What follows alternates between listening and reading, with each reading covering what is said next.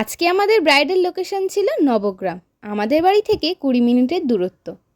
So hello everyone, প্রত্যেকবারের মতো আমি আর আমার ম্যাম দুজনে মিলে বেরিয়ে পড়লাম আবার একটা ব্রাইড সাজানোর উদ্দেশ্যে।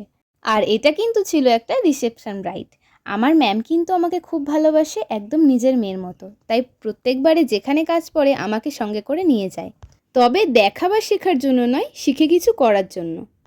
ব্রাইড সাজাতে যাওয়ার সময় আমাদের মনে কতটা এক্সাইটমেন্ট কাজ করে সেটা না হয় তোমাদেরকে অন্য একটা ভিডিওতেই দেখাবো। দেখো, কথা বলতে বলতে আমরা চলে এসেছি ব্রাইডের বাড়িতে। তো দেখো, এখানে আমাদের নিতে চলে এসেছে আমারই খুব কাছের একজন মানুষ, যাকে আমি ছোটবেলার থেকে মা বলে ডেকে এসেছি। আজকের ব্রাইডকে দেখো গাইস, কতটা মিষ্টি দেখতে, আর ওনার বিহেভিয়ারও খুব ভালো। আর ওনার কোনো ডিমান্ড ছিল না, উনি ম্যামকে বলে দিয়েছিলেন যে নিজের মনের মতো একটা লুক দিতে। তারপর দেখো, এখানে আমরা আমাদের কাজ শুরু করে দিলাম আর চলে এলাম ভেন্যুতে। এখানে দেখো গাইস, ভেন্যুটা কত সুন্দর করে ডেকোরেট করা। আর তোমরা হয়তো ভাবছো আমি ব্রাইডের ফুল লুক কেন তোমাদের সাথে শেয়ার করিনি। আসলে হঠাৎ করে ঝড় চলে আসার কারণে কারেন্ট চলে গিয়েছিল, তাই আমি আর ভিডিও নিতেই পারিনি।